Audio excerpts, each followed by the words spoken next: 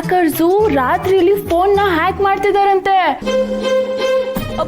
Online ಅಲ್ಲಿ arrest ಮಾಡ್ಬಿಡ್ತಾರಂತೆ. ಗೊತ್ತಿಲ್ವಾ ಇದು ನಿನಗೆ?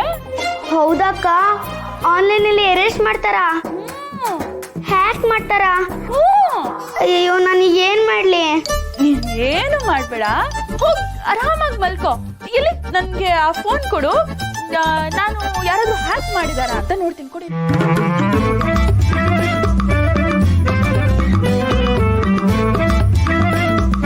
ಮೊಬೈಲ್ ಬೇಕು ಅಕ್ಕ, ಹುಷಾರು. ರಾತ್ರಿ ಹೊತ್ತಲ್ಲಿ ಕಳ್ಳರು ಮೊಬೈಲಿಂದಾನೇ ಬಂದು ಹಾಟ್ನ ಕತ್ಕೊಂಡು ಹೋಗ್ಬಿಡ್ತಾರೆ. ಏಯ್ ಕಳ್ಳಿ, ಏನ್ ಹೇಳ್ತಿದ್ಯಾ ನೀನು? ಅಕ್ಕ ಏನಿಲ್ಲ, ನಂಗೆ ನಿದ್ದೆ ಬರ್ತಿದೆ ಅಂದ್ರೆ ಅಷ್ಟೇ. Good night. Good night.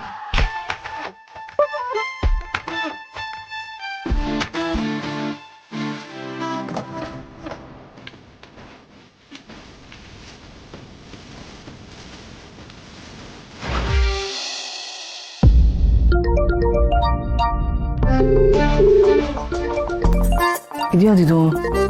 ಅನ್ನೋ ನಂಬರಿಂದ ಫೋನ್ ಬರ್ತಾ ಇದೆಯಲ್ಲ.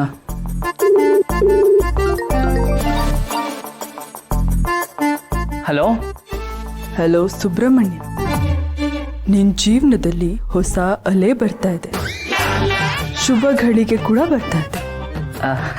ಕ್ಷಮಿಸಿ, ನೀವು ಯಾರು ಅಂತ ಗೊತ್ತಾಗ್ತಾ ಇಲ್ಲ. ಏನು ಹೇಳ್ತಾ ಇದ್ದೀರಾ ನೀವು? ನಾಳೆ ಸಂಜೆ ಆಗೋದ್ರ ಒಳಗೆ ನಿಮ್ಮನೆ ಹಿಂದೆ ರಿಂಗ್ ರೋಡಲ್ಲಿರೋ ರೆಸ್ಟೋರೆಂಟ್ಗೆ ಹೋಗು. ನಿನ್ನ ಜೀವನದಲ್ಲೇ ಬಯಸದ ಬಾಗ್ಲು ಓಪನ್ ಆಗುತ್ತೆ. ನೀನ್ ಊಹೆನೇ ಮಾಡಕ್ಕಾಗದೆ ಇರುವಂತಹ ಆಶ್ಚರ್ಯ ನಿನಗಾಗತ್ತೆ. ಈ ಅವಕಾಶನ ಕಳ್ಕೋಬೇಡ. ನೆನ್ಪಿರ್ಲಿ, ನಾಳೆ ಇಷ್ಟೊತ್ತಿಗೆ ರೆಸ್ಟೋರೆಂಟ್. ಅಲ್ಲ, ನೀವು ಯಾರು ಹೇಳಿ? ಏನು ಮಾತಾಡ್ತಾ ಇದ್ದೀರಾ ನೀವು? ಮತ್ತೆ ಈ ನಂಬರಿಗೆ ಕಾಲ್ ಮಾಡಬೇಡ. ಮಾಡಿದ್ರು ಏನು ಸಿಗಲ್ಲ. ಶುಭಗಳಿಗೆ ಬಂದಾಗ ನಿರ್ಲಕ್ಷ್ಯ ಮಾಡಬೇಡ. ಅಲ್ಲ, ಅದೆಲ್ಲ ಸರಿ. ನೀವು ಯಾರು ಅಂತ ಹೇಳಿ ಮೊದಲು ನನಗೆ. ನನ್ನನ್ನ ನಿನ್ ಹಿತೈಷಿ ಅನ್ಕೋ. ನನ್ನ ಮಾತನ್ನ ನಂಬು. ನಿನ್ ಜೀವನ ದಿಕ್ಕೆ ಬದಲಾಗುವಂತಹ ಸಮಯ ಬಂದಾಯ್ತು.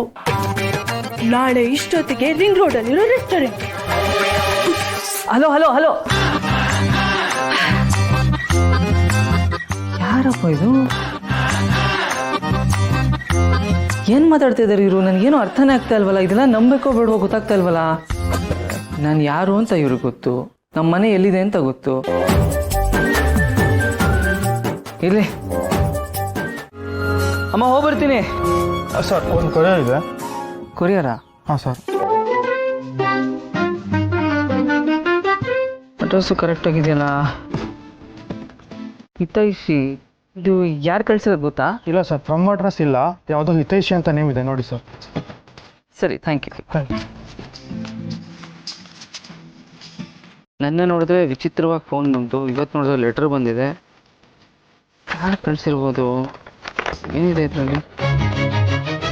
4 ಗಂಟೆ, ring road, location, dress code. ನಿಮ್ಮನೆ ಹಿಂದೆ ರಿಂಗ್ ರೋಡಲ್ಲಿರೋ ರೆಸ್ಟೋರೆಂಟ್ಗೆ ಹೋಗು. ಏನೇನು ಫೋನಲ್ಲಿ ಹೇಳಿದ್ರು ಅದೆಲ್ಲ ಇಲ್ಲಿದೆಯಲ್ಲ. ಪದೇ ಇದನ್ನು ಹೇಳ್ತಾ ಇದ್ದಾರೆ ಅಂದರೆ ಏನೋ ವಿಷಯ ಇರಬೇಕು. ಅದೇನು ಅಂತ ಹೋಗಿ ನೋಡೋಣ. ಅಷ್ಟು ಯಜಮಾನ್ರ ಮನೆಗೆ ಹೋಗಿ ಏನು ಕೆಲಸ ಇದೆ ಎಲ್ಲ ಮುಗಿಸಿ ಆಮೇಲೆ ಡೈರೆಕ್ಟಾಗಿ ಅಲ್ಲಿಗೆ ಹೋಗ್ಬೇಕು.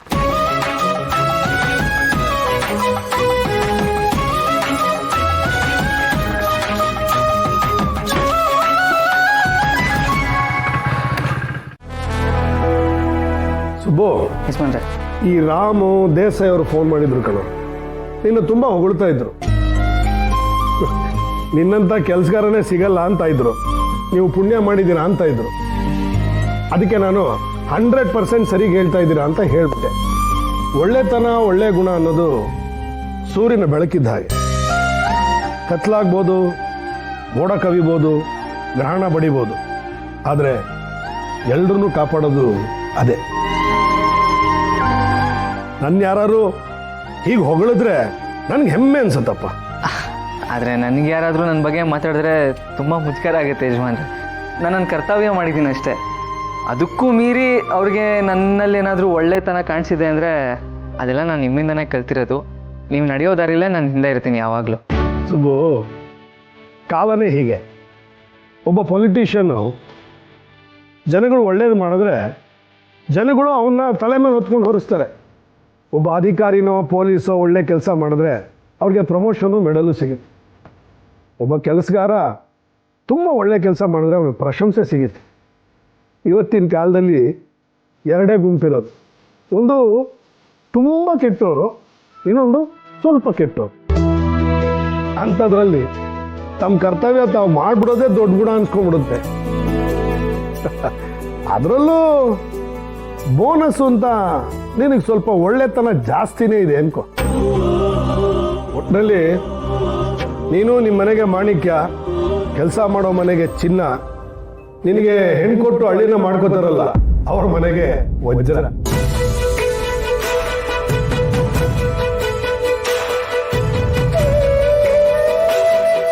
ಅಯ್ಯೋ ಯಜಮಾನ್ರೆ, ನೀವು ಇಷ್ಟೊಂದೆಲ್ಲ ಹೊಗಳ್ಬೇಡಿ. ನನಗೆ ಇಷ್ಟು ದೊಡ್ಡ ಕಿರೀಟ ನನ್ನ ತಲೆ ಮೇಲೆ ಹೊರಿಸಿದ್ರೆ ನನ್ನ ತಲೆ ಭಾರ ಆಗ್ಬಿಡುತ್ತೆ ಅಷ್ಟೇ.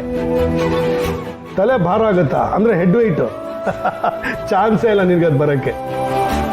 ಅಪ್ಪ ಸುಬ್ಬು ಬಗ್ಗೆ ಇಷ್ಟೊಂದು ಹೊಗಳ್ತಾ ಇದ್ದಾರೆ. ಸುಬ್ಬು ಕೆಲ್ಸದ ಬಗ್ಗೆ ಯಾವಾಗ್ಲೂ ಹೊಗಳ್ತಾ ಇದ್ರು, ಆದ್ರೆ ಇವತ್ತು ಅಳಿಯ ಆಗೋ ಮನೆಗೆ ವಜ್ರ ಇದ್ದ ಹಾಗೆ ಅಂತೆಲ್ಲ ಹೇಳ್ತಾ ಇದ್ದಾರೆ. ಅಂದ್ರೆ ಅಪ್ಪಂಗೆ ಸುಬ್ಬು ಕಂಡ್ರೆ ಇಷ್ಟ ಅಂದಾಗಾಯ್ತು. ಇಷ್ಟ ಇಲ್ಲದೆ ಮತ್ತೇನು, ಸುಬ್ಬುಗಿಂತ ಒಳ್ಳೆ ಅಳಿಯ ಇನ್ಯಾ ಸಿಗಕ್ ಸಾಧ್ಯ.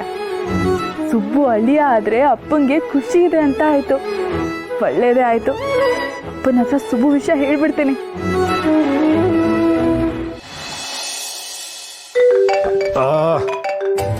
ನೋಡೋ, ಟೆಂಡರ್ಗೆ ಯಾರೋ ಇನ್ಫ್ಲೂಯೆನ್ಸ್ ಮಾಡೋದಕ್ಕೆ ಫೋನ್ ಮಾಡ್ತಾ ಇದ್ದಾರೆ. ನನಗೆ ಇವ್ರ ಜೊತೆ ಮೂಡಿಲ್ಲ ಮಾತಾಡೋಕ್ಕೆ. ನೀನೇ ಮಾತಾಡಿ ಕಳಿಸು. ಸರಿ ಯಜಮಾನ್ರೆ, ನಾನು ಮಾತಾಡಿ ಹೇಳ್ತೀನಿ.